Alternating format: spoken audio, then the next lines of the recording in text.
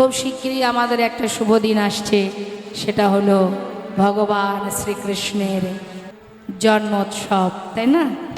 তাই জন্মাষ্টমীতে জন্মোৎসবে আপনারা সবাই মিলে ভগবানের জন্ম তো হয় না, তার আবির্ভাব। তো আমরা যেমন সন্তানের জন্মদিন পালন করি, অবশ্যই জন্মাষ্টমী রাধাষ্টমী আপনারা পালন করবেন। কারণ জন্মাষ্টমীতে ভগবান কৃষ্ণের জন্য আপনার মনের মতো করে সব কিছু সাজাবেন, সব কিছু ঠিক সন্তানের যেমন আপনারা আয়োজন করেন, সন্তানকে খুশি করার জন্য সারাদিন নানাবিধ চিন্তা করেন, ঠিক তেমনভাবে জন্মাষ্টমীতে গোবিন্দের জন্মদিন উপলক্ষে উৎসব করবেন, ভগবানের সেবা করবেন, তার নাম করবেন, তার নাম জপ করবেন, সারাদিন নামের মালা হাতে নিয়ে সেবার সাথে সাথে কর্ম করবেন। জয় রাধেশ্যাম, জয় নিতাই, জয় গৌর। এলো না প্রভু, পারছে না আর থাকতে, নিজের প্রাণ বিসর্জন করবে গঙ্গার জলে। স্থির করলেন, যে দেহে তুমি নেই, যার চরণে আমার জায়গা নেই, এ প্রাণ আমি আর রাখবো না। 13 দিনের দিন নিজেকে গঙ্গার জলে প্রাণ বিসর্জন করবে বলে, ত্যাগ করবে বলে যাচ্ছে জলের দিকে এগিয়ে, মানে গঙ্গার দিকে। গৌরহরি ছিলেন তখন রামকেলিতে, তিনি একটা কোষ্ঠী পাথর জলে ভাসিয়ে দিলেন। সেই পাথরটা ভাসতে ভাসতে ওই অগ্রদ্বীপের ঘাটে, এদিকে 1 পা 2 পা করে যতবার জলের মধ্যে এগিয়ে যাচ্ছে, ওই পাথরটা এসে বারবার তার অঙ্গে লাগছে, বারবার গায়ে এসে লাগছে বলে সেটাকে হাতে করে নিয়ে তীরে উঠে আবর্জনার মধ্যে ছুঁড়ে ফেলে দিয়েছে। হঠাৎ দৈববাণী, গোবিন্দ কে, ঘরে ফিরে যা।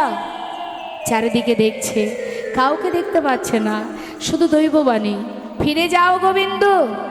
কে তুমি? আমার সামনে এসো, আমি দেখতে পাচ্ছি না তোমায়, ফিরে যাও, নিজেকে বিসর্জন করো না, ঘরে ফিরে যাও। আর হলো না মরা। দৈববাণী শুনে ঘরে ফিরে গেল। 13 দিন পার হয়ে আজ 14 দিন, 15 দিনে এক পক্ষ কালমা।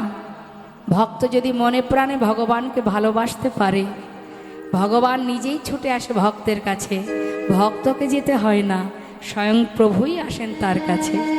রামকেলি থেকে আবার ফিরে ভক্তগণকে নিয়ে তিনি এসে পৌঁছালেন অগ্রদ্বীপে। দ্বারে এসে দাঁড়ালেন, গোবিন্দ কে, দরজা খোলো। প্রভুর কণ্ঠস্বর, তার কে চিনতে ভুল হয়। ছুটে এসে দরজাটা যেই না খুলেছে, দেখছে বাইরে গৌরহরি দাঁড়িয়ে আছে, চরণতলে আছাড় খেয়ে পড়ে চরণ দুটি জড়িয়ে ধরে কাঁদছে। দয়াময়, তুমি এসেছো গৌরহরি, তুমি এসেছো, আমি আর পারছি না দয়াময়, আমি তোমায় ছেড়ে থাকতে পারবো না। তুমি যখন এসেছো কথা দাও, আমাকে তুমি আর চরণ ছাড়া করবে না। শান্ত হও, ভক্তি ভরে যদি এমন করে ডাকো, না এসে থাকবো কি করে? এই তো আমি এসেছি, তবে আমি আসার বার্তা অনেক আগে পাঠিয়ে দিয়েছি, পেয়েছো না তো? কেন, গঙ্গায় জলে ডুবে মরতে গিয়ে সেখানে কিছু পেয়েছিলে? পেয়েছিলাম একটা পোড়া কাষ্ঠ, মানে কালো কোষ্ঠী পাথর। তো মা ভেবেছে ওটা পোড়া কাঠ, মরা পোড়ানো কাঠ, তাই কোষ্ঠী পাথরটাকে কাঠ ভেবে, পোড়া কাঠ ভেবে সেটাকে আবর্জনায় ফেলে রেখেছিল। গৌরহরি বললেন, যাও সেটাকে নিয়ে এসো। ছুটতে ছুটতে গঙ্গার পাড় থেকে সেই কোষ্ঠী পাথরটা হাতে তুলে দেখলেন, এটা কোষ্ঠী পাথর, কৃষ্ণ নাম লেখা আছে। প্রভুর কাছে এনে দিলেন। গৌরহরি বললেন, শোনো গোবিন্দ, এটাই ছিল আমার আগমন বার্তা, এটা দিয়ে একটি বিগ্রহ তৈরি হবে, আর সেই বিগ্রহ আমি তোমার ঘরে স্থাপন করব। এক ভাস্কর এসে বিগ্রহ তৈরি করে প্রাণ প্রতিষ্ঠা করে প্রভু তার নাম দিলেন গোপীনাথ। শোনো গোবিন্দ, প্রতিদিন ভিক্ষা করবে, সঞ্চয় করবে না, যা পাবে পুরোটা সেবায় দিয়ে দেবে। আরও বলি শোনো, একা একা ভালো লাগবে না, তাই একটা বিবাহ করো।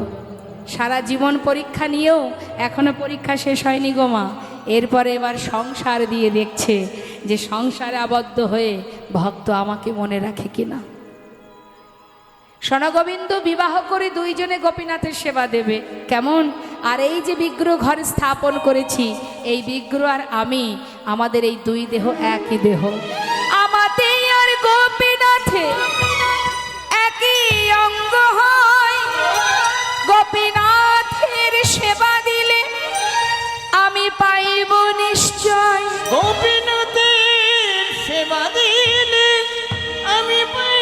নিশ্চয়। আমাতি আর গোপীনাথী অভেদ জানিও, শুদ্ধ ভক্তিতে গোপীনাথের সেবা যে করিও। শুদ্ধ ভক্তিতে গোপীনাথের সেবা যে করিও। তাহলে এবার আমি যাই। দয়াময়, তুমি কোথায় যাবে? তুমি জানো না গোবিন্দ কোথায় যাব আমি? আমার মন মানে না, যাব বৃন্দাবনে। ও গো আমার আমার মন মানে না, যাব বৃন্দাবনে। আমার মন মানে না, যাব বৃন্দাবনে। ও গো আমার মন মানে না, যাব বৃন্দাবনে। আহা নয়ন ভরে হেরব সদা, দুটি নয়ন ভরে আমার, দুটি নয়ন ভরে আহা নয়ন ভরে হেরব সদা। ওই মদন মোহনে। আমার মন মানে না, যাব বৃন্দাবনে। আমার মন মানে না, যাব বৃন্দাবনে। আমার মন মানে না, যাব বৃন্দাবনে। হরিবল হরিবল। গৌর হরি চলে গেলেন, আর দায়িত্ব দিয়ে গেলেন প্রতিদিন ভিক্ষা করে সেবা দেবার জন্য সঞ্চয় করে রেখো না।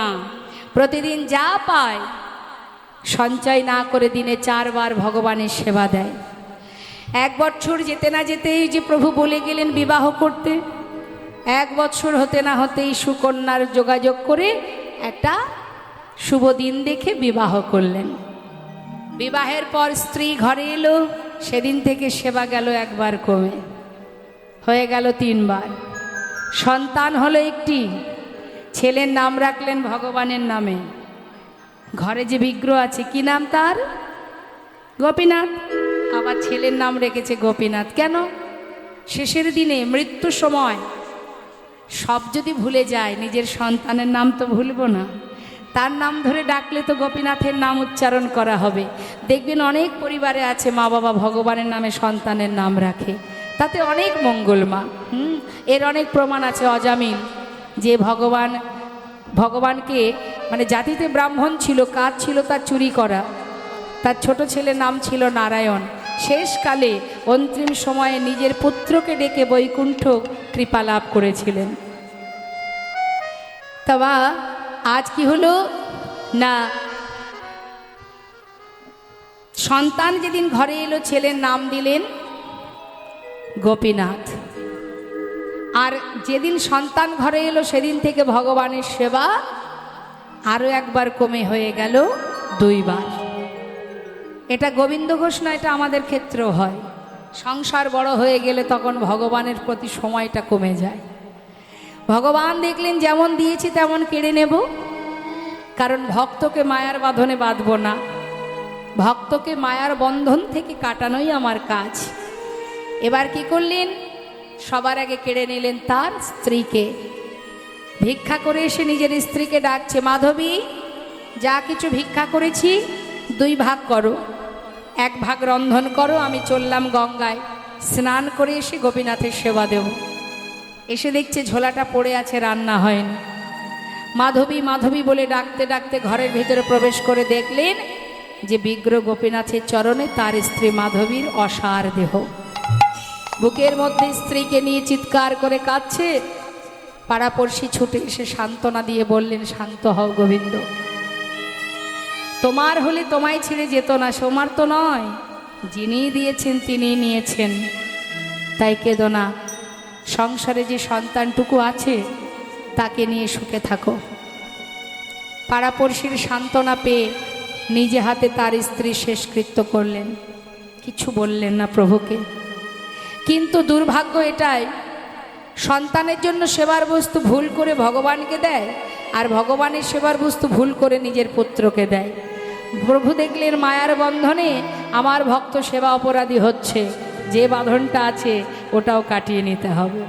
ছেলের বয়স হলো 5 বছর।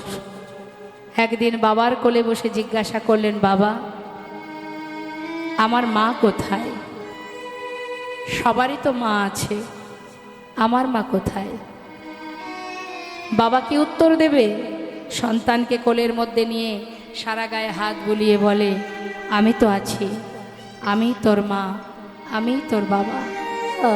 কিন্তু এটা তো আর সন্তানের প্রশ্নের উত্তর নয়। 5 বছরের শিশু, সে মা বাবার কাছে বায়না করছে, বলো আমার মা কোথায়?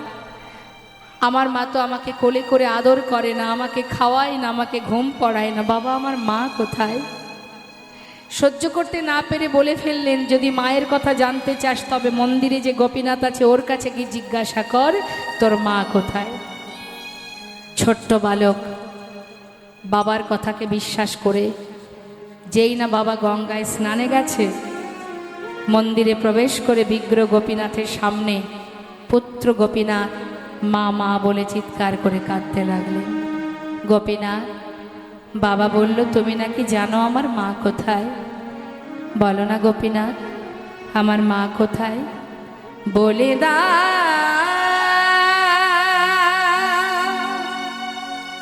হে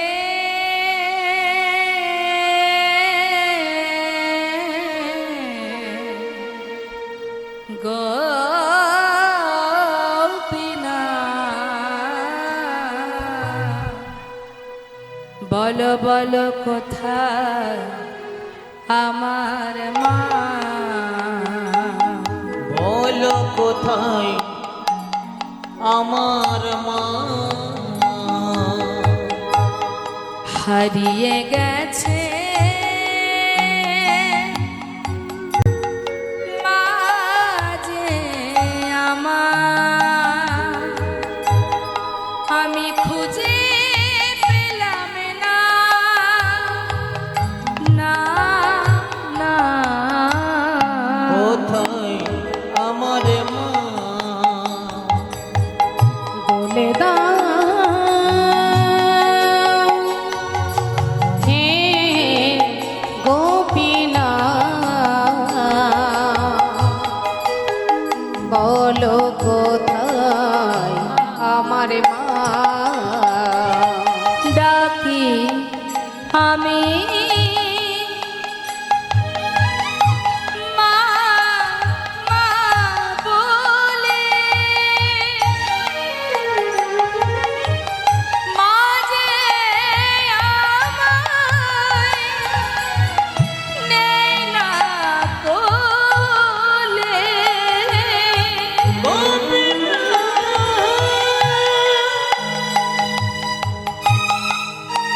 তুমি আমায় বলে দাও,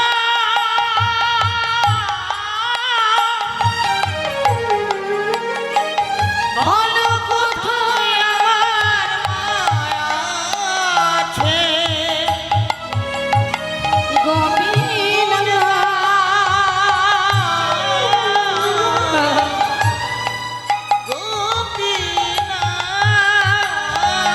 ডাকি আমি হরিবল হরিবল। মা মা বলে,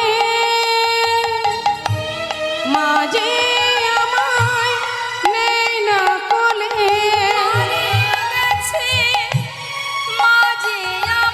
হারিয়ে গেছে মা যে আমার, খুঁজে পেলাম না। বলো বলো কোথায় আমার মা? বলে দাও হে গোপীনাথ, বলো কোথায় আমার মা? বলো কোথায় আমার মা? গঙ্গা থেকে স্নান করে এসে নিজের পুত্রকে ডাকছে গোবিন্দ ঘোষ। গোপীনাথ, কোথায় বাবা তুই? সারাদিন তোকে দেখিনি, আমার কোলে আয়, কোথায় রে তুই গেলি কোথায়? ডাকতে ডাকতে হঠাৎ ঘরের ভিতরে যেই না উঠেছে, তার সন্তানের কান্না শুনতে পেয়ে ভিতরে প্রবেশ করে দেখছে বিগ্রহ গোপীনাথের সামনে পুত্র গোপীনাথ মা মা বলে কাঁদছে। ছুটে গিয়ে সন্তানকে কোলের মধ্যে জড়িয়ে ধরে সারা গায়ে হাত বুলিয়ে বলছে, কাঁদিস না বাবা, কাঁদিস না। ও কোনোদিন তোকে বলবে না তোর মা কোথায়, আমি তো আছি, তুই আমাকে মা বলে ডাক, আমাকে বাবা বলে ডাক, কোনো কষ্ট রাখবো না, কোনো দুঃখ রাখবো না রে। বলতে বলতে মুখের দিকে চেয়ে দেখছে তার পুত্রের বদন থেকে ঝলকে ঝলকে রুধির ঝরছে। সন্তানকে জড়িয়ে ধরে চিৎকার করে বললেন, গোপীনাথ, গোপীনাথ, না গোপীনাথ, আমি তো তোমায় বলিনি আমার সংসার দাও, আমি তো বলিনি আমার স্ত্রী দাও, পুত্র দাও, তুমি তো দিয়েছিলে, তবে আজকে তো কেড়ে নিতে চাইছো। না না গোপীনাথ, কেড়ে নিও না,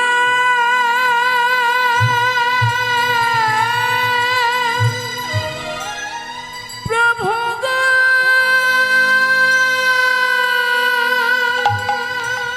তুমি কেড়ে নিও না,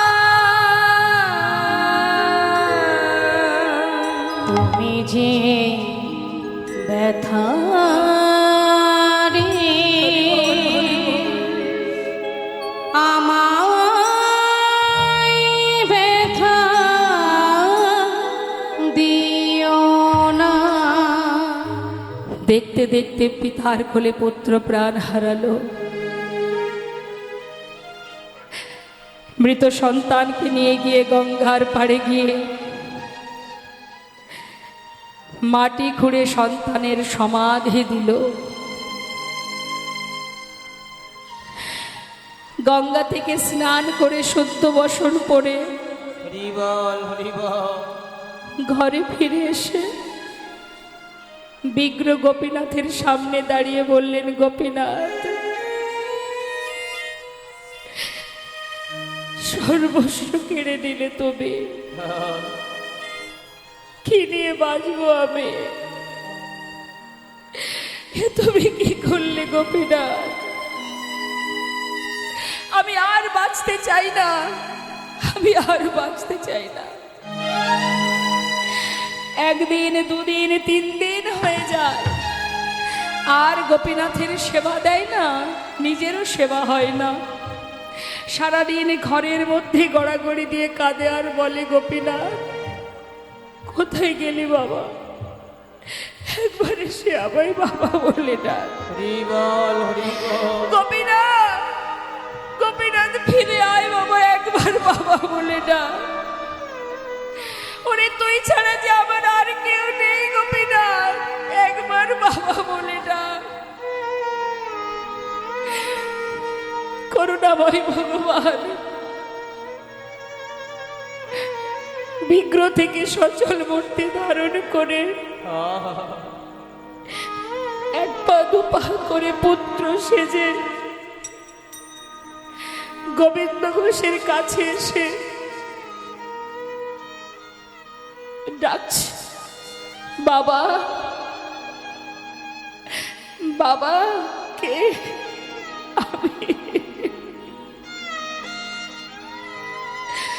আমি তোমার পুত্র, আমি তোমার পুত্র গোপীনাথ, আমার পুত্র। কে আমার পুত্র? আমার তো আর কোনো পুত্র নেই। আমার পুত্র আমার গোপীনাথ, সে তো কবেই মরে গেছে। আমি তো আর কাউকে চিনি না। কে তুমি? চলে যাও বাবা। তুমি তোমার সন্তানের নাম রেখেছিলে আমার নামের সাথে এক করে। তুমি বলেছিলে তুমি 2 পুত্রের পিতা। এই জগতে কারোর 2টো সন্তান থাকলে যদি একটি মারা যায়, তবে কি বাবা আরেক সন্তানকে না খাইয়ে রাখে? আজ 4 দিন হলো আমায় কিছু খেতে দাওনি।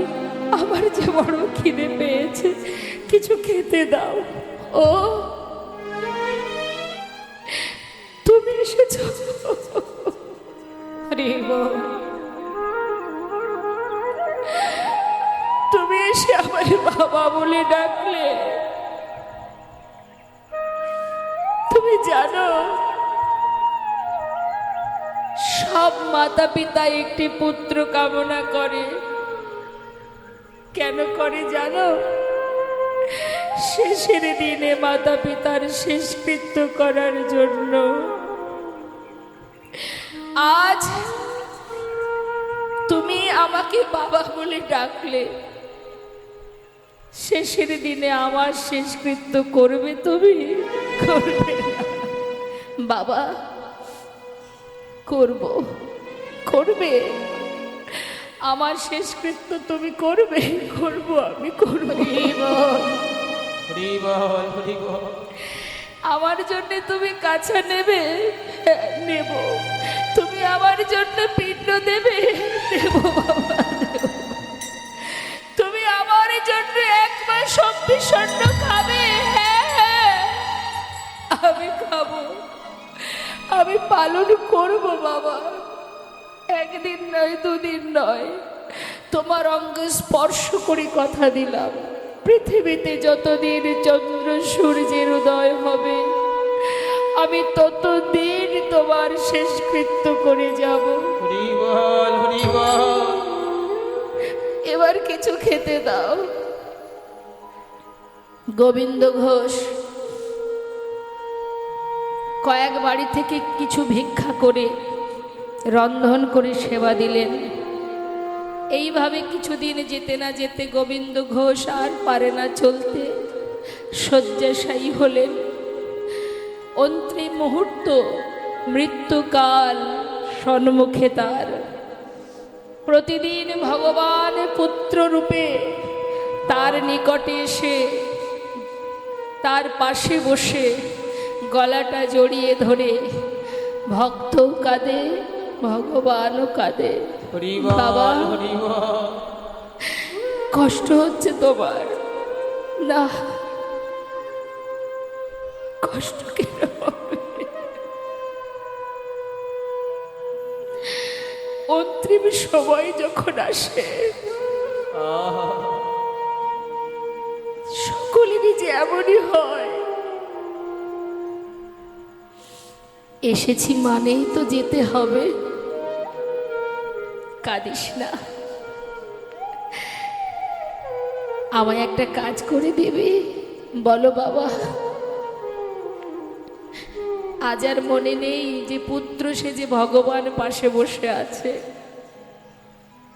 কারণ অন্তিম মুহূর্ত তো সব বিস্মরণ হয়ে গেছে। ভেবেছে নিজের পুত্র। ও গোপীনা, বাবা আমায় একটু চরণামৃত এনে দে না।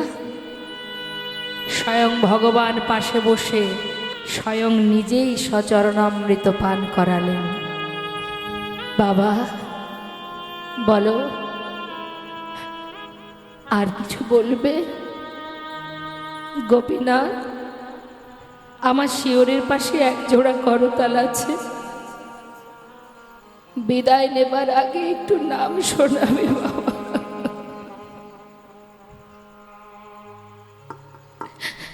শোনাবো। স্বয়ং ভগবান করতাল হাতে নিয়ে ভক্তের চারিপাশে ঘুরে চোখের জলে বুক ভাসিয়ে কাঁদছে আর মহামন্ত্র জপ করে ভক্তকে শোনাচ্ছে। হরে কৃষ্ণ হরে কৃষ্ণ কৃষ্ণ কৃষ্ণ হরে হরে হরে রাম হরে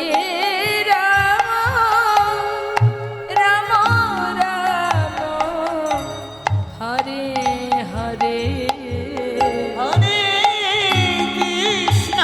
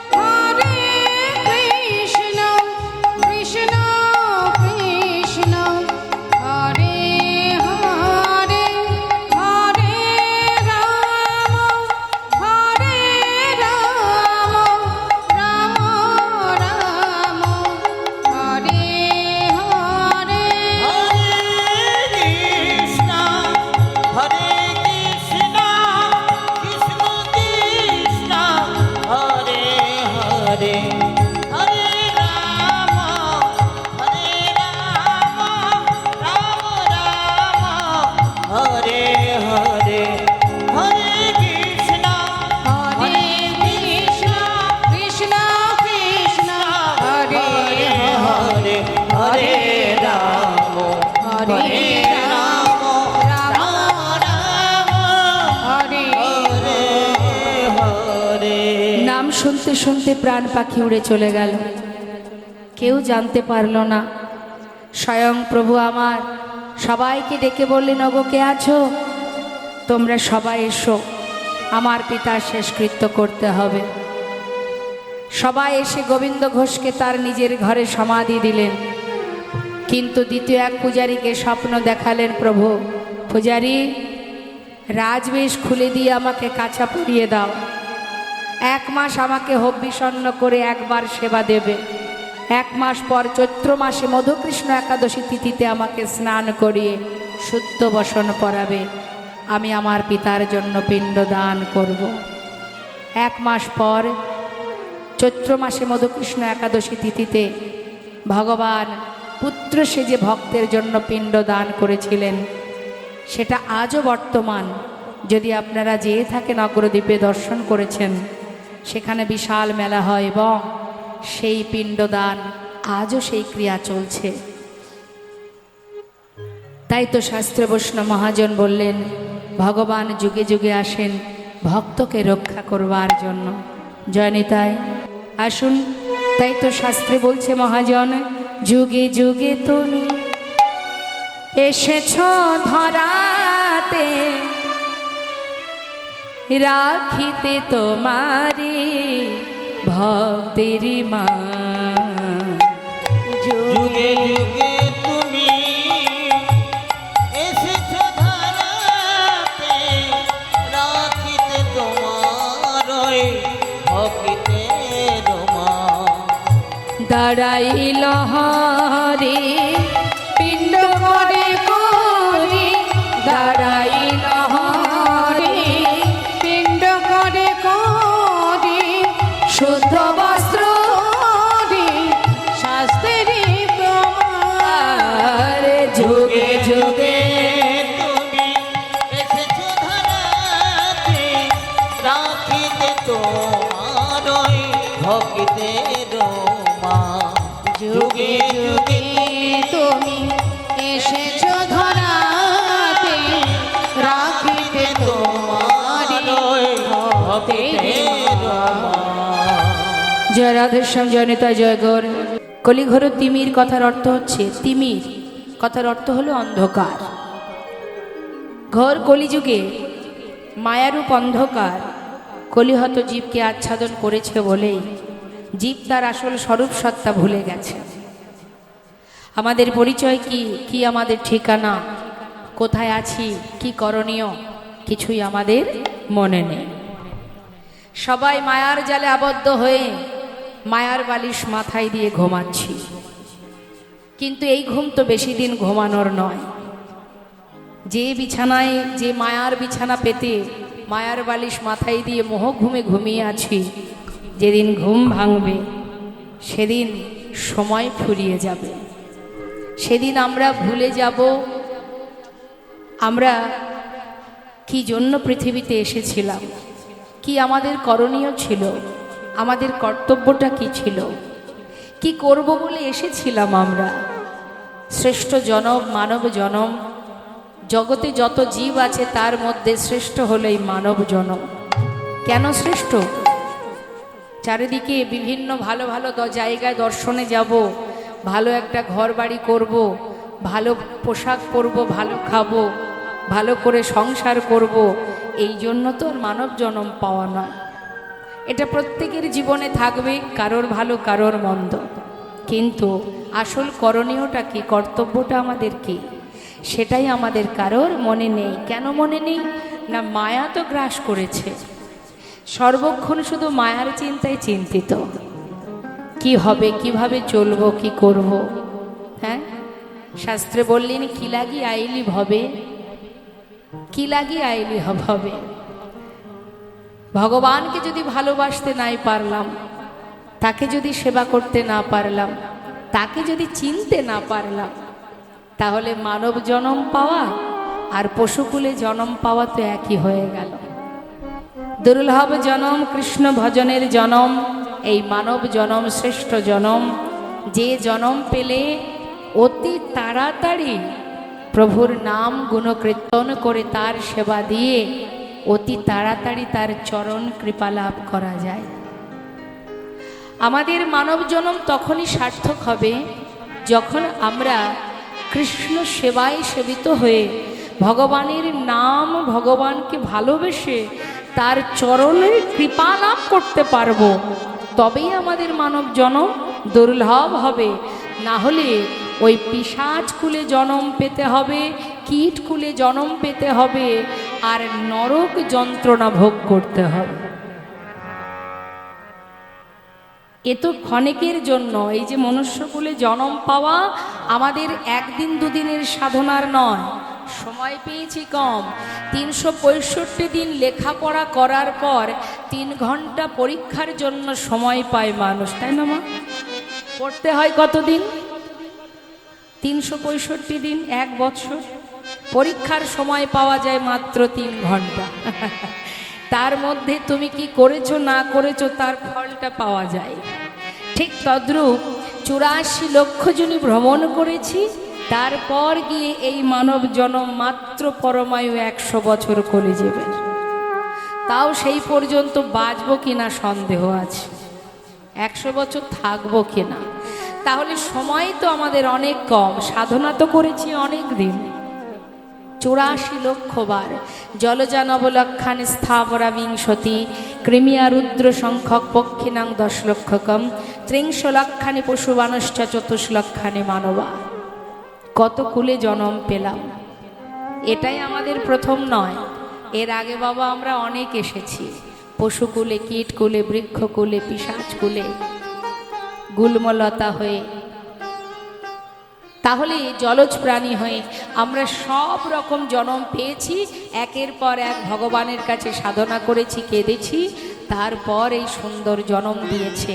তবে আমরা কথা দিয়ে এসেছিলাম, কথা দিয়েছিলাম মানব জন্ম দাও, কিন্তু 84 লক্ষ জনের মধ্যে 24 লক্ষানি মানব আর 4 লক্ষ মানবের মধ্যে দেখবেন কিছু কিছু মানুষ যারা প্রতিবন্ধী বলা হয়, কখনো দেখবেন কারোর একটি হাত নেই, কারোর 2টি হাত নেই, কেউ বা অন্ধ, কেউ বা বোবা, কেউ বা কানে শোনে না, এগুলোকে বলা হয় প্রতিবন্ধী। তাহলে এই জন্ম তো মানব জন্ম, এই জন্মটা তো মানব জন্ম, কিন্তু এমনই জন্ম যে জন্মে পরিপূর্ণ দেহ সে পায়নি। এই জন্মও কিন্তু আমরা পেয়েছি। এই জন্ম যখন পেয়েছি তখন ভগবানের কাছে আমরা কেঁদেছি। আজ হয়তো আমাদের মনে নেই, শাস্ত্র আমাদের স্মরণ করিয়ে দিচ্ছে। এই জন্মেও আমরা কেঁদেছি, হে ভগবান কেন তুমি হাত দিলে না।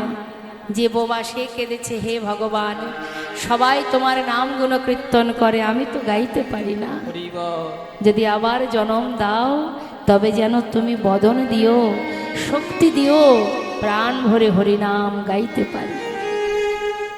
যার হাত নেই সে ভগবানের কাছে কেঁদেছে, হে প্রভু সবাই নিজে হাতে তোমার চরণে পুষ্পাঞ্জলি দিচ্ছে, ভোগ নিবেদন করছে।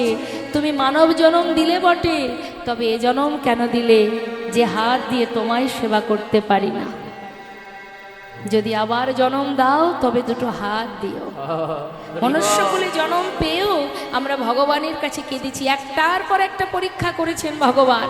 পরীক্ষা করতে করতে অবশেষে আমাদের সকলের ক্রন্দন, সকলের কান্না, সকলের যন্ত্রণা তিনি সহ্য করতে না পেরে এই সুন্দর দশেন্দ্র স্বরূপ পরিপূর্ণ দেহ দিয়ে আমাদের ভবে পাঠিয়ে দিয়েছে যে তোর মুক্তির একটাই পথ, এই মনুষ্য জনম যদি তুই একবার কৃষ্ণ নামে যত পাপে হরে জীবের সাধ্য নাই, জীবে তত পাপে করে, কলি জীবের সাধ্য নাই, জীবে তত পাপে করে। একবার কৃষ্ণ নামে যত পাপ হরে, একবার কৃষ্ণ নাম কর। একবার যদি কৃষ্ণ নাম করিস, তুই যদি 1 পা এগিয়ে আসিস, আমি তোর দিকে 10 পা এগিয়ে যাব। কিন্তু সেটাই আমাদের সময় হয় না মা, তাই না? সেটাই আমাদের সময় হয় না। সংসারে মায়ার জালে আবদ্ধ হয়ে ভগবানের দাস না হয়ে সবাই মায়ার দাস হয়ে পড়ে আছে। কিন্তু শাস্ত্রে বললেন সময় গেলে আর পাবে না, সময় চলে গেলে আর পাবে না। এই তো সময়, এই তো সুযোগ, একবার বদন ভরে হরি বল বলো, একবার বদন ভরে হরি বল বলো, দুটি বাহু তুলে আত্মসমর্পণ করো। বৈষ্ণব মহাজন বললেন, যদি একবার কেউ হরিনাম করতে পারে, একবার একটি বার যদি হরি বল বলতে পারে। নিতাই চাঁদ বলেছিলেন জগাই মাধাইকে, মেরেছিস কলসির কানা, তাতে দুঃখ নাই, তাই বলে কি নাম দেব না? অন্তত একবার হরি বল বল। ভাবুন, একবার চিন্তা করুন মা, আঘাত সহ্য করে তথাপিও নিতাই চাঁদ পিছিয়ে যায়নি, হরি বল বলিয়েছে, পাষণ্ডকে উদ্ধার করেছে। তাহলে আমরা যদি একবার হরিনাম করতে পারি, জীবনের হাজার হাজার অপরাধ থেকে আমরা মুক্তি লাভ করব একবার। তাই তো শাস্ত্রে বললেন, হরে এমন দয়াল করুণাময় গৌর সুন্দরকে পেয়েছ, আর হেলা করো না, একবার তার চরণ স্মরণ করে প্রাণ ভরে হরিনাম করো। ভাই রে ভাই, আমার গোরা গুণ কহনে না যা, আমার গোরা গুণ হরি বল কহনে না যায়, কত শত আনন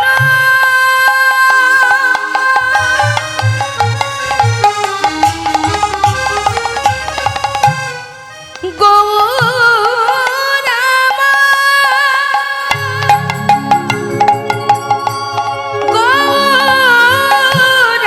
গৌরামা, গৌরামা,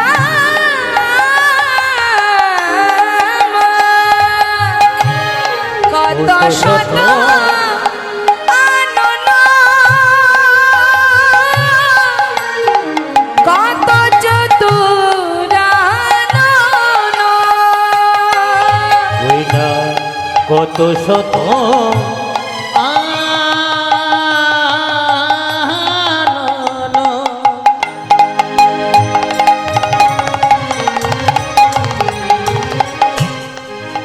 ওই দেখো কত চতু আনন।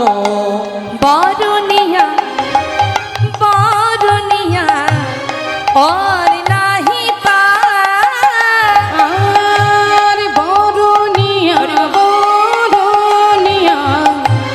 ওরে নাহি পায়, চতুর্মুখে যে না বলিতে না রে, ওই চতুর্মুখী যে না আমি বলতে না রে।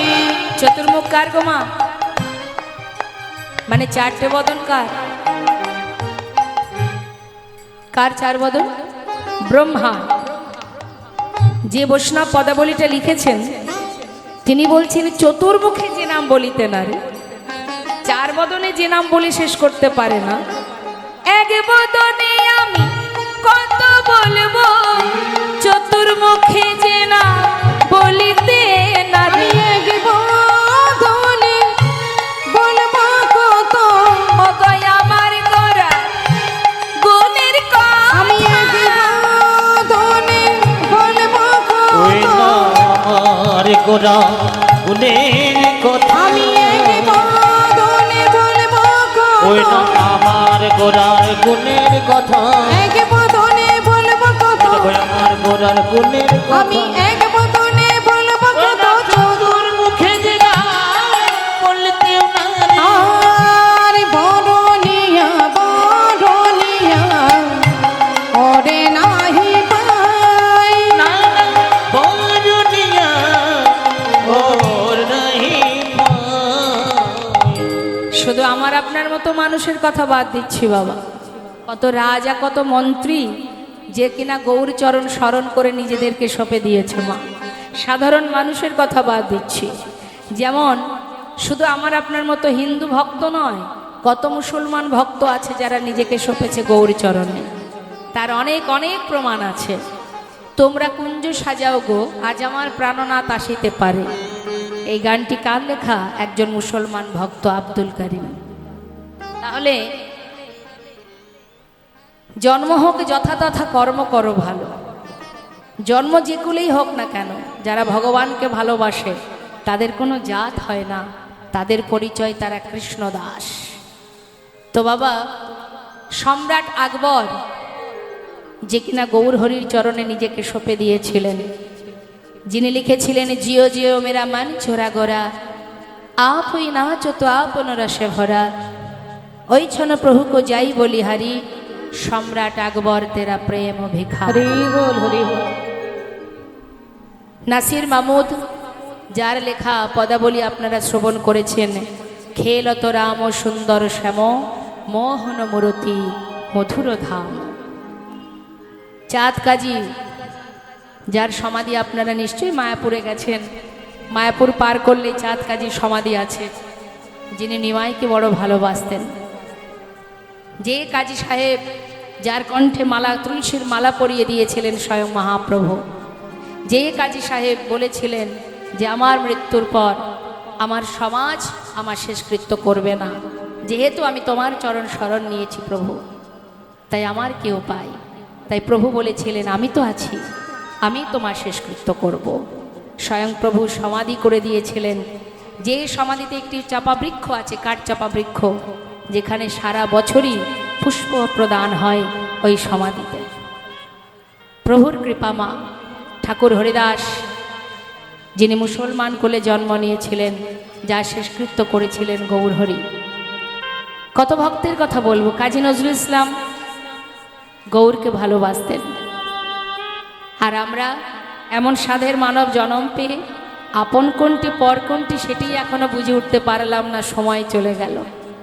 শাস্ত্রে বললেন সময় করিয়া পথটি ধরিয়া যেবা চলে দ্রুত গতি, সময়ের শেষে অনায়াসে সেজনে চলে যায় আপন বাসতে।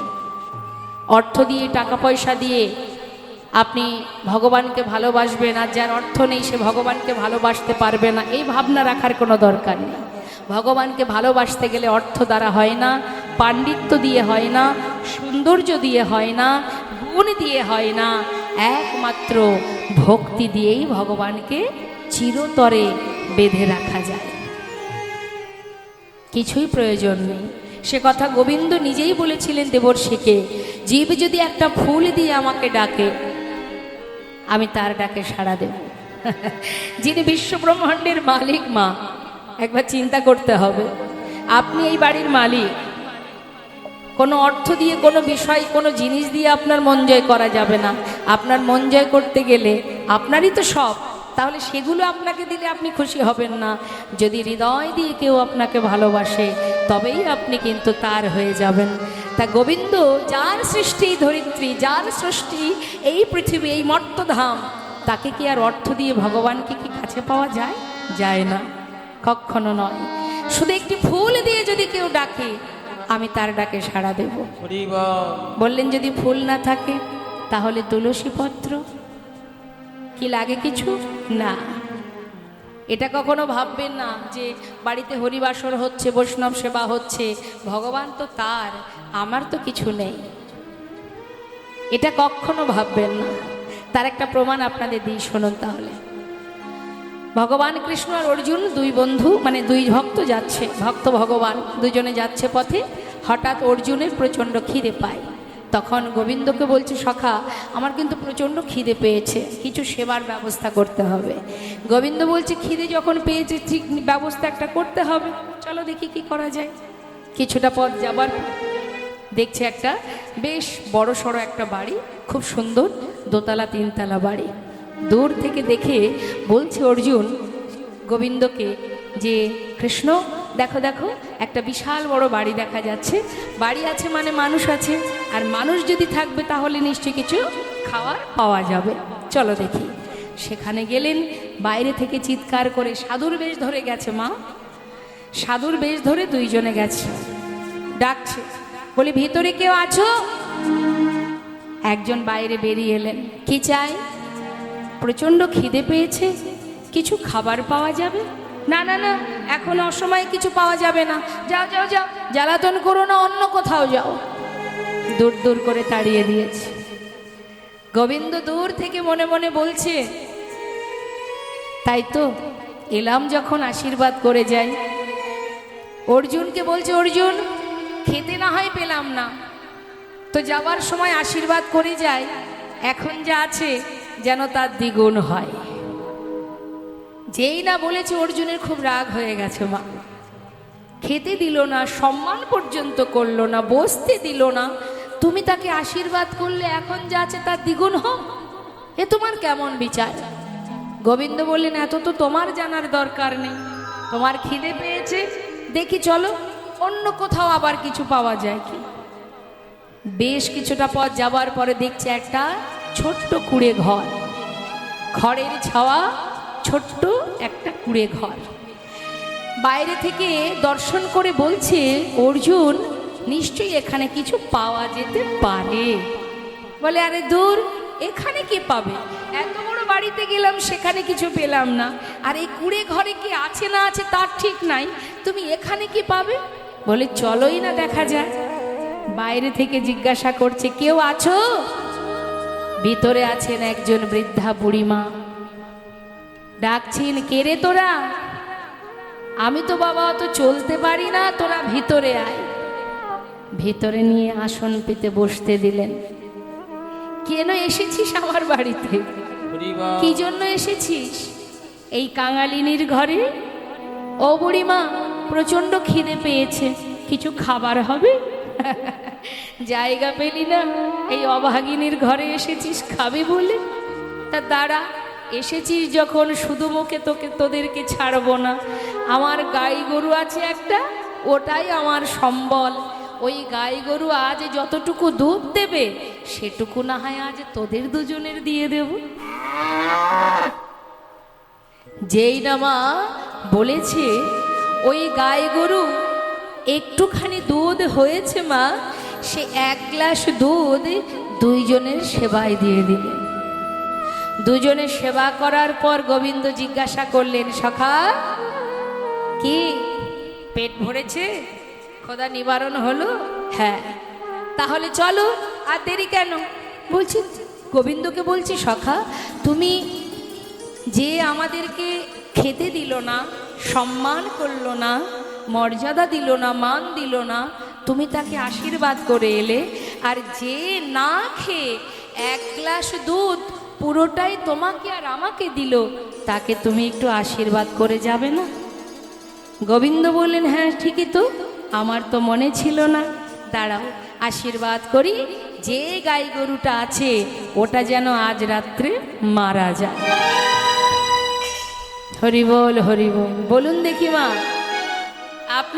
আমরা সাধারণ মানুষ, আমাদের আশেপাশে এমন কাণ্ড যদি কারোর হয়, কোনো অভাগিনীর ঘরে একটা সহায় সম্বল, সেটাও যদি কখনো কেউ ভগবান কেড়ে নেয়, আমরা কি বলি? দেখো দেখো ভগবানের কেমন নিষ্ঠুর বিচার, বলি না? হ্যাঁ, কেমন নিষ্ঠুর বিচার। যার আছে তাকে দিচ্ছে, আর যার নেই, একটা মাত্র গাই গরু ছিল সেটাও ভগবান কেড়ে নিল। কি বিচার তার! কত কথাই আমরা বলি, কত মন্দ কথা বলি, কিন্তু এরও পিছনে কারণ আছে। কারণ ছাড়া ভগবান কিচ্ছু করেন না, তিনি যেটাই করেন তার পিছনে অবশ্যই কারণ থাকে। আমরা শুধুমাত্র স্বার্থ সিদ্ধির জন্যই ভগবানকে ভালোবাসি বলে যেদিন আমাদের স্বার্থ পূরণ হয় না, আমরা সেদিন ভগবানের বিরুদ্ধে চলে যাই। কিন্তু যারা প্রকৃত ভক্ত হয়, যার প্রমাণে কৃষ্ণ ভক্ত প্রিয় বন্ধু সুদামা একটার পর একটা সব সুখ কেড়ে নিয়ে অবশেষে গাছতলা সার হলো, তথাপিও কৃষ্ণ কৃষ্ণ কৃষ্ণ। যে করে আমার আশ, আমি তার করি সব নাশ, তথাপিও যে না ছাড়ে আমার পাশ, আমি হই তার দাসানুদাস।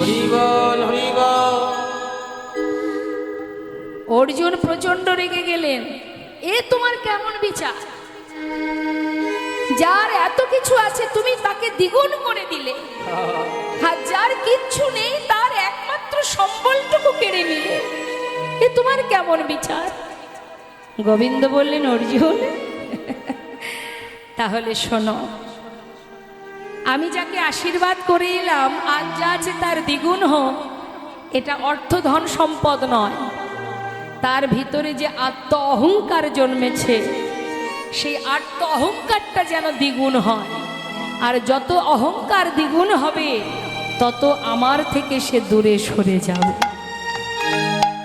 আর যার একটা সহায় সম্বল ছিল ওই গরু, আজকে যদি সেই সম্বলটুকু আমি কেড়ে নিই, তার জীবনের সম্বল হব শুধু আমি। নিতাই গৌর হরিবল হরিবল। তাকে আমি আমার কাছে টেনে নিলাম, সে যখন সব হারাবে তখন কৃষ্ণ কৃষ্ণ কৃষ্ণ, আর তো কিছু বলতে পারবে না মা। যখন তোমার সব হারিয়ে যাবে তখন একজনই সম্বল হবে। তাই ভগবান ভক্তকে নিজের করে টেনে নিলেন। তাই শাস্ত্রে বললেন, মায়ার সংসারে আবদ্ধ হয়ে মায়ার বালিশ মাথায় দিয়ে ঘুমিয়ে আছো, একদিন এই মায়া তোমায় ত্যাগ করবে। কবে জানো? যেদিন তোমার ক্ষমতা ফুরিয়ে যাবে। যেদিন তোমার ক্ষমতা ফুরিয়ে যাবে, চলার শক্তি থাকবে না, সমাজ তোমাকে ত্যাগ করে দেবে, একজন তোমার মাথার উপরে ছায়ার মতো থাকবে। যত সময় তুমি না যাবে, তোমার মৃত্যুকাল পর্যন্ত সে তোমার পাশে পাশে আছে, শুধু দেখার নয়ন নেই, তাই দেখতে পাচ্ছ না। তাই তো শাস্ত্রে বললেন, এমন করুণাময় দয়াল আর কোনো যুগে ছিল না। ভাই রে ভাই, আমার গোড়াগুলো কহনে না যায়, আমার গোড়াগুলো কহনে না যায়। চতুর্মুখে যে নাম বলিতে নারী, সেই মুখে আমি এক মুখে কত বলবো সেই গৌরের গুণের কথা, এক মুখে কত বলবো। এই তো সময়, এই তো সুযোগ। শাস্ত্রে বললেন, চারিবেদে ষড়দর্শনে পড়িয়া যে জন, সে যদি গৌরঙ্গ নাহি ভজে, বৃথা তার অধ্যয়ন, লোচনবিহীন জন, দর্পণে অন্ধে কিবা কাজে। একটা অন্ধ ব্যক্তির কাছে আয়না ধরলে আয়নার কোনো মূল্য হয় না, হয় মা? কোনো লাভ আছে? অন্ধ ব্যক্তির সামনে আয়না ধরলে লাভ আছে? আয়নার মূল্য হবে সেখানে? হবে না। ঠিক তদ্রূপ তোমার মধ্যে শাস্ত্রজ্ঞ জ্ঞান আছে, কিন্তু তুমি যদি ভিতরে ভিতরে অহংকারে বশীভূত হয়ে যাও, তোমার ওই বিদ্যা অধ্যয়নে কোনো লাভ নেই, বৃথা তোমার অধ্যয়ন। অবস্থাটা কেমন হবে? লোচনবিহীন জন। লোচন মানে নয়ন। একটা অন্ধ ব্যক্তি যেমন চোখে দেখতে পায় না, তুমি হাজার পাণ্ডিত্য অর্জন করলেও যদি গৌর চরণে তোমার দীনতা না থাকে, তাহলে তোমার অবস্থা ওই অন্ধ ব্যক্তির নয়। আর কি বললেন? যার বিদ্যা নেই, বুদ্ধি নেই, কিন্তু তথাপিও যদি সে যদি গৌর হরির চরণ সার করে, শাস্ত্রে বললেন কি হবে জানো? বেদ বিদ্যা দোহ কিছু নাহি জানত, বেদ বিদ্যা দোহ কিছু নাহি জানত, সে যদি গৌরঙ্গ করে আর সে যদি গৌরঙ্গ করে সার, সে যদি গৌরঙ্গ করে আর সে যদি গৌরঙ্গ করে সার, নয়নানন্দেতে ভনে সেই তো সকলে জানে। নয়নানন্দেতে ভনে সেই তো সকলি জানে। ঠাকুর নয়নানন্দেতে ভনে সেই তো সকলে জানে। নয়ন আনন্দেতে ভনে সেই তো সকলে জানে, সর্বসিদ্ধি সর্বসিদ্ধি করতালে তার, আর সর্বসিদ্ধি সর্বসিদ্ধি করতালে তার, কিছুই জানতে লাগে না গো।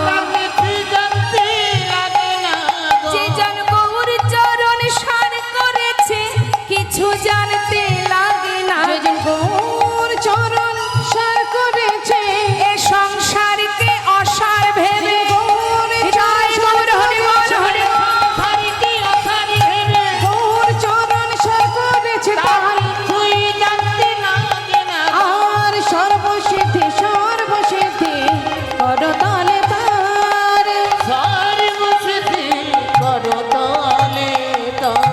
হরিবোল হরিবোল। আমরা মহাজনী পদাবলী দিয়ে গৌর কথা শ্রবণ করলাম, গৌর চন্দ্রিকা আস্বাদন করলাম। চলে যাব আমরা সবাই মিলে লীলা কথা আস্বাদনে। তো লীলা কথায় যেহেতু যাব, আমাদের আজকের লীলা গৌরাঙ্গ লীলা, সেই জন্য আমরা প্রত্যেকেই একটি গৌরের ভজন শ্রবণ করব।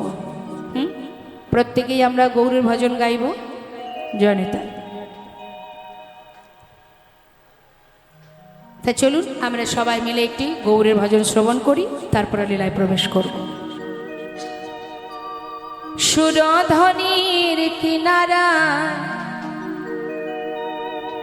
সোনার নূপুর দিয়া পা নাচে নাগরি গো সুন্দর গৌরাঙ্গরা। সবাই মিলে হাতে তালি দিয়ে, হাতে তালি দিয়ে।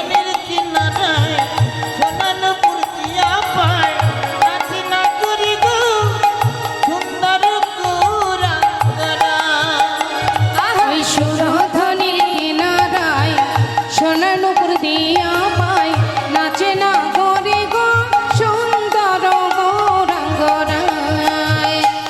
আহা সুন্দর, আহা সুন্দর গৌরাঙ্গরায়, নাগরি গো সুন্দর গৌরাঙ্গরায়। ওই না সুরধ্বনির কিনারায় সোনা নূপুর দিয়া পায়, নাচ না করি গো সুন্দর গৌরাঙ্গরা। গৌর হরি কি জয় নবদ্বীপ ধাম কি জয়, নিতাই গৌর হরি বল।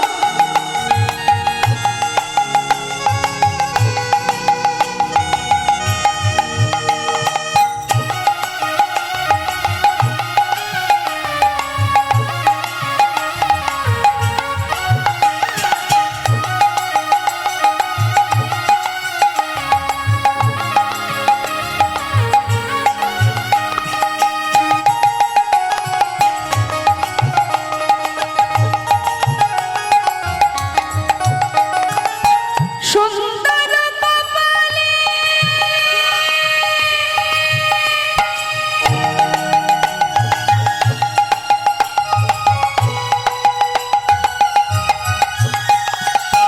সুন্দর কপালে সুন্দর তিলক গো।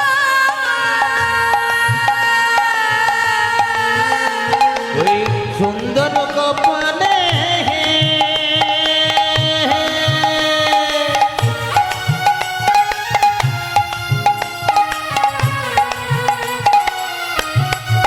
ওই দেখো সুন্দরতি তিলক গো।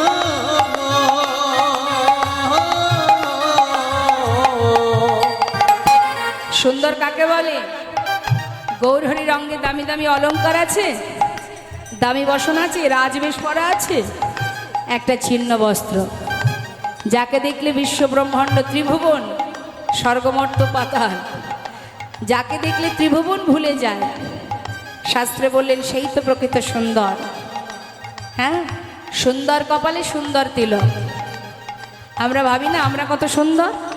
কি গো মা, আমরা ভাবি আমরা কত সুন্দর, কিন্তু সেই রূপ যে দেখেছে, যেমন সোনার অহংকার হয়েছিল যে আমি বড় সুন্দর, যেদিন মহাপ্রভুকে দেখলেন সেদিন নিজেই চললেন আগুনে নিজের প্রাণ ত্যাগ করবে বলে। তা এই সুন্দর যারা, আমরা কিসে সুন্দর? আমরা যখন সাজি তখন সুন্দর, না সাজলে সুন্দর নয়। আর যে অঙ্গে দামি অলংকার নেই, দামি বসন নেই, তথাপিও সেই সুন্দর। সুন্দর কপালে সুন্দর তিলক। আর কি আছে? দেখো সুন্দর একখান, সুন্দর একখান নামা বলি গায়, নগরী গো সুন্দর গৌরাঙ্গরা। মায়েরা উলুধ্বনির গায় গৌর হরি বল। সুরধ্বনির কিনারায় সোনা নূপুর দিয়া পায়, নাচ না করি গো সুন্দর গৌরাঙ্গরা।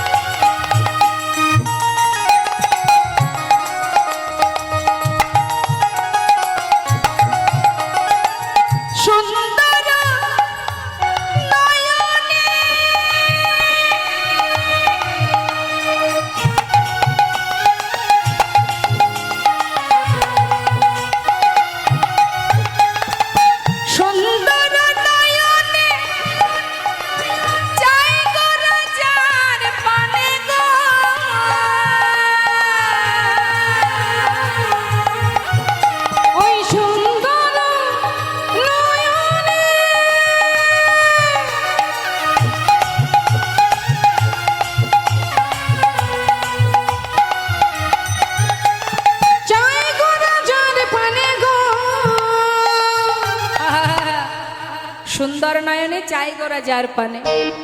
গৌরহরি যদি তার নয়ন কারোর দিকে একবার রাখে, তার দশা কি হবে?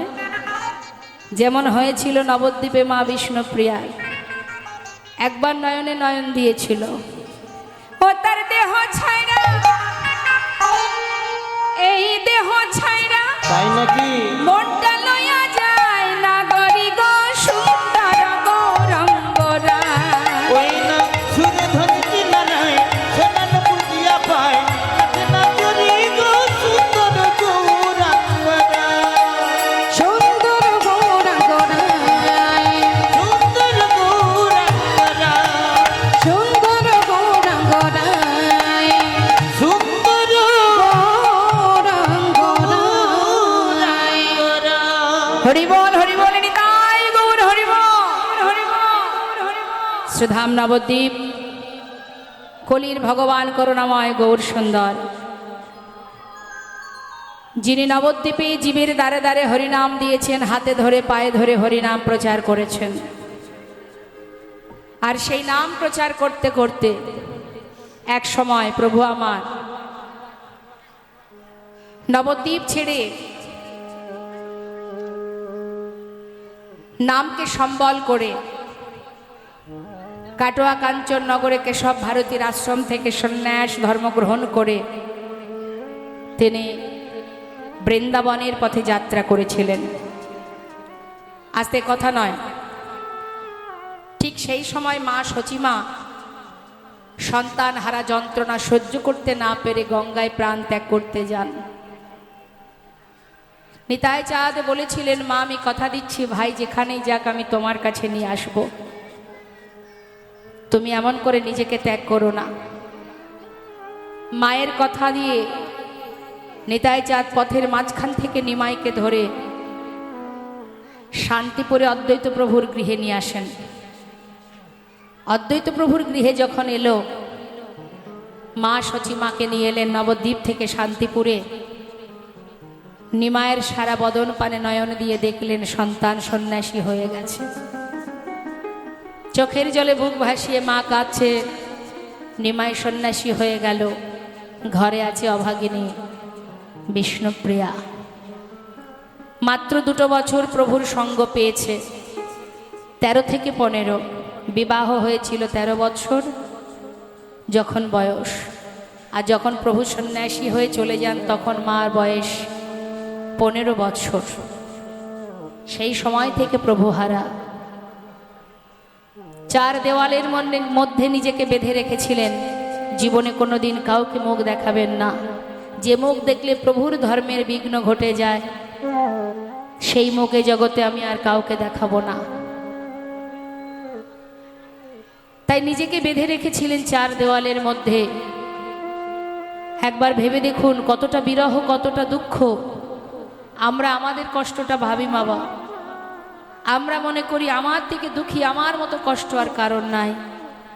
কিন্তু গৌরহরির সময়ে গৌরহরির ভক্তরা কত কষ্ট পেয়েছে। মা সচিমা সন্তান হারা, মা বিষ্ণুপ্রিয়া প্রভু হারা।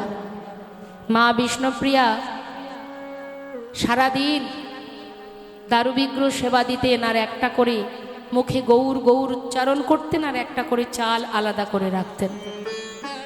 সারাদিনে এই গৌর মন্ত্র জপ করে যতগুলো তণ্ডুল হতো সেটাকে সিদ্ধ করে শাশুড়ি মাকে খেতে দিতেন। বাড়িতে যে কাজের লোকটি ছিল ঈশান, তাকে সেবা দিতেন। অবশেষে যেটুকু বেঁচে থাকতো সেটুকু নিজে সেবা করতেন। কেন? প্রাণটা বাঁচিয়ে রাখার জন্য। হরি বল, হরি বল। এই হচ্ছে ভজন, প্রকৃত ভজন। প্রাণ যদি বেঁচে না থাকে প্রভুর সেবা করব কি করে? তাই শুধুমাত্র নিজের প্রাণটা বাঁচিয়ে রাখার জন্যই কিঞ্চিত আহার করতেন। কিন্তু তথাপিও প্রভুর নাম ছাড়েনি। এটা আমাদের সবাইকে মনে রাখতে হবে। সংসারের মধ্যেই জ্বালা যন্ত্রণা দুঃখ কষ্ট সবই থাকবে। সংসার মানেই যন্ত্রণা। এই পৃথিবীটাই যন্ত্রণা দ্বারা সৃষ্টি। যখন এই পৃথিবীতে যখন জীব জগৎ সৃষ্টি হয়, সৃষ্টিকর্তা ব্রহ্মা যখন তার দায়িত্ব কি সৃষ্টি করা, তিনি সৃষ্টি করছেন আর সেই সাথে সাথে চোখের জলে বুক ভাসিয়ে কাঁদছেন। কেন কাঁদছেন? যে আমি যাদেরকে সৃষ্টি করছি, যে পৃথিবীতে এরা সবাই থাকবে, সেখানে তো শুধু জ্বালা, কষ্ট, দুঃখ, যন্ত্রণা, বেদনা, ত্রিতাব জ্বালা যাকে বলে, আধ্যাত্মিক জ্বালা, আদিদৈবিক জ্বালা, আদিভৌতিক জ্বালা, এই ত্রিতাব জ্বালা দ্বারাই এই পৃথিবীটা। তাহলে এই জ্বালাতে যদি আমার সন্তানেরা কষ্ট পায়, তাহলে এদের মুক্তির পথ কোথায়? ব্রহ্মা চোখের জলে বুক ভাসিয়ে কাঁদছে। ব্রহ্মার কান্না দেখে স্বয়ং বিষ্ণু ভগবান বললেন, কি হয়েছে ব্রহ্মা, আমায় বলো। প্রভু, যে জগৎজীবকে সৃষ্টি করে পৃথিবীতে পাঠাচ্ছি, এদের মুক্তির পথ কোথায়? কি করে উদ্ধার হবে এরা? একটা তো উপায় বলে দাও। প্রভু বলেছিলেন, উপায় একটাই, আমি পুরী ধামে নীলাচলে জগন্নাথ রূপে অবতীর্ণ হব, কলিযুগে নিমাই রূপে নবদ্বীপের মাঝে অবতীর্ণ হব। জীব যদি একবার বদন ভরে হরি বল বলে, হা গৌর তোমার হলাম বলে চরণ তলে নিজেকে সঁপে দেয়, আমি তাকে বুকে তুলে নেব। জগন্নাথের প্রসাদ যদি কেউ গ্রহণ করে, নীলাচলে জগন্নাথ বদনে যদি কেউ দর্শন করতে পারে, তার মুক্তি লাভ হবে, সে গোলক ধাম পৌঁছে যাবে। তাই অতি সহজ উপায়, না আছে সাধন ভজন, না আছে যাগযজ্ঞ, না আছে পূজা অর্চনা। মা, কলিযুগে কোনো কষ্ট নেই আমাদের, এটা আমাদের অহংকার, আমাদের গর্ব। হরের নাম হরের নাম হরের নামৈব কেবলম কলো নাস্তেব নাস্তেব নাস্তেব গতিরন্যথা। নাম ছাড়া কলিজীবের নাহি আর ধর্ম, সর্বধর্ম সার নামে শাস্ত্রময়। হরি নাম করো, যেখানে যাচ্ছ, যে কর্ম করছো। অন্যান্য যুগে ভগবানকে সেবা করতে গেলে, তাকে পেতে গেলে অনেক কষ্ট করতে হতো। যাগযজ্ঞ যদি কেউ করতে চান বাড়িতে, এটা যদি যজ্ঞ করতে চান, তার আয়োজন করতে বছর খানিক লেগে যায়, তাই তো মা? কি হবে না হবে, কি করতে হবে, অর্থাৎ যোগ্য হবার জন্য 1 বছর ধরে চিন্তা ভাবনা করতে হয়। পূজা অর্চনা করতে গেলে অনেক আয়োজন করতে হয়, কিন্তু কলিযুগে কিচ্ছু নয়। হাতে করো কাম, মুখে করো নাম। হাতে কর্ম করো, মুখে নাম করো। যেখানে থাকো, যেমন থাকো, যেভাবে থাকো, অপবিত্র পবিত্র বা সর্ববস্থাঙ্গত পিবা যৎ সারে পুণ্ডরীকাক্ষ সবাদ জভ্যন্তর সূচি। তোমার ভিতর বাহির পবিত্র হয়ে উঠবে যখনই তুমি হরিকে স্মরণ করবে। একবার হরি নাম গাওয়া যায়? হ্যাঁ, সবাই মিলে আমরা গাই। তুলুন দেখি সবাই হাত, প্রাণ ভরে সবাই একটু মহামন্ত্র জপ করি। এই তো সময়, এই তো সুযোগ। কে জানে কার হাতে কতটুকু সময় আছে, তাই না? এখন এখানে যে কর্ম করব, আমাদের জমালয়ে গিয়ে চিত্রগুপ্তের খাতা খুলে প্রত্যেকটা কর্মের হিসাব আমাদেরকে দেখিয়ে দেবে। তাই কর্ম সদা সর্বদাই সঠিক করতে হবে। তুলুন দেখি সবাই হাত। হাত তুলেছেন সবাই? যে না তুলবেন, পাশের জন তুলে দেবেন। হরে কৃষ্ণ হরে কৃষ্ণ। হাত নামাবেন না, তালে তালে আমার শেষ হলে আপনারা গাইবেন উচ্চস্বরে, গলা ছেড়ে হরিনাম করবেন। কৃষ্ণ কৃষ্ণ হরে হরে, হরে রাম রাম রাম হরে হরে, হরে কৃষ্ণ হরে। বাবা, খুব সুন্দর। হ্যাঁ, তালে তালে, জোরে জোরে।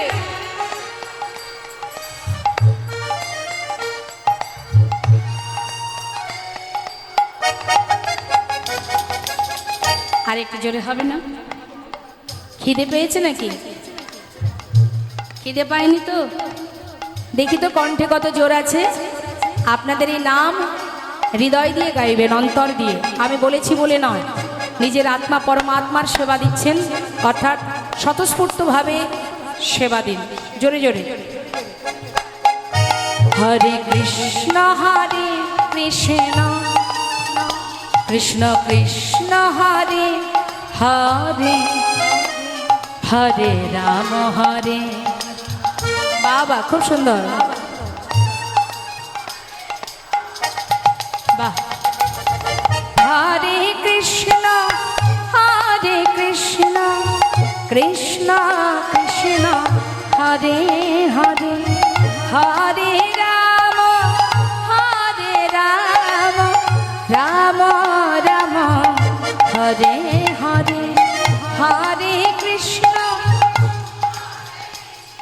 আহা, খুব সুন্দর। হরি বল। নিতাই গৌর হরি বল। হরে কৃষ্ণ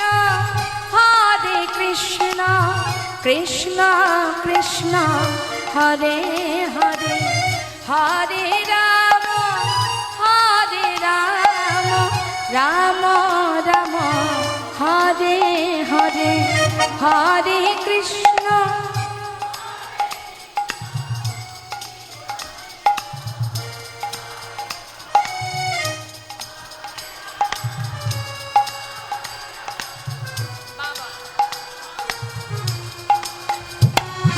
হরে কৃষ্ণ কৃষ্ণ কৃষ্ণ হরে হরে হরে রাম রাম রাম হরে হরে বলো হরে কৃষ্ণ কৃষ্ণ কৃষ্ণ হরে হরে হরে রাম রাম রাম হরে হরে হরে কৃষ্ণ কৃষ্ণ কৃষ্ণ হরে হরে হরে রাম রাম রাম হরে হরে হরে কৃষ্ণ কৃষ্ণ হরে রাম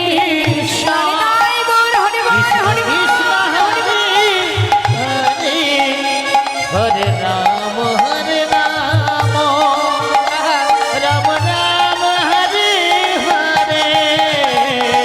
কৃষ্ণ কৃষ্ণ কৃষ্ণ কৃষ্ণ হরে হরে হরে রাম রাম রাম হরে হরে হরে কৃষ্ণ কৃষ্ণ কৃষ্ণ হরে হরে হরে রাম রাম রাম হরে হরে কৃষ্ণ কৃষ্ণ কৃষ্ণ কৃষ্ণ হরে হরে হরে রাম রাম রাম হরে হরে। হরি বল নিতাই গৌর হরি বল। আজ করুণাময় গৌর সুন্দর বললেন, মা আমি সন্ন্যাসী হয়েছি, তুমি যদি আমার সন্ন্যাসী হওয়ার কারণে যদি কষ্ট পাও তাহলে আমি তোমার সাথে সন্ন্যাস ধর্ম পরিত্যাগ করে আবার নবদ্বীপে চলে যাব। মা বললেন, যে ছেলে একবার সন্ন্যাসী হয়ে যায় সেই ছেলে আর ঘরে থাকতে পারে না, মায়ার সংসারে তার মন বসে না। তাই যদি তুমি সন্ন্যাসী হয়েইছ আমি তোমাকে আর বেঁধে রাখবো না মা, তাহলে তুমি আমাকে অনুমতি করো আমি বৃন্দাবনে যাই। মা বললেন, বৃন্দাবনের অনুমতি আমি তোমায় দেব না, কারণ বৃন্দাবন অনেক দূর, সেখানে থাকলে আমি জানতে পারবো না তুমি কোথায় আছো, কেমন আছো। তাই তোমার কাছে আমার একটা অনুরোধ, তুমি আমার কাছেই থাকো। সন্ন্যাসী হয়েছো ঠিক আছে, আমার কাছে থাকো। মা আমি তো সন্ন্যাসী, আমি তো তোমাদের কাছে থাকতে পারবো না। বেশ, তাহলে তুমি নীলাচলে বাস করো। বেশ তাই হবে মা। মায়ের বাক্য শিরোধার্য করে মহাপ্রভু তিনি নীলাচলে চলে যান।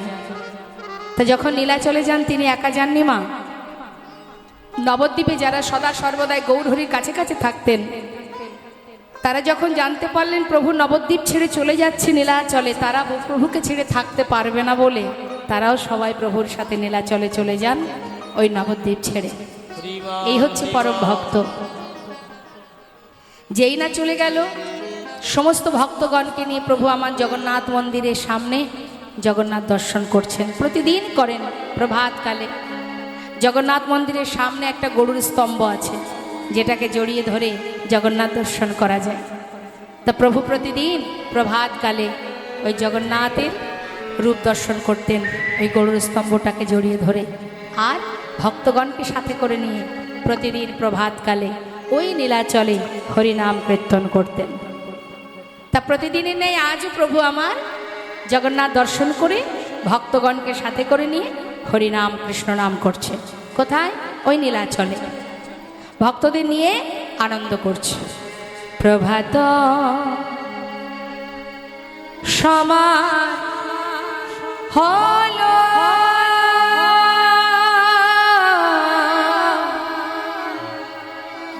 কৃষ্ণ কৃষ্ণ বলো। ওই না প্রভাত সময় হলো, হরি বল। কৃষ্ণ কৃষ্ণ বলো। প্রভাত সময় হলো, কৃষ্ণ কৃষ্ণ বলো। প্রভাত সময় হলো, কৃষ্ণ কৃষ্ণ বলো। কৃষ্ণ ভজ কৃষ্ণ চিন্ত, কৃষ্ণ নাম করসা, নাম বিনা কলি জীবে গতি নাহিয়া।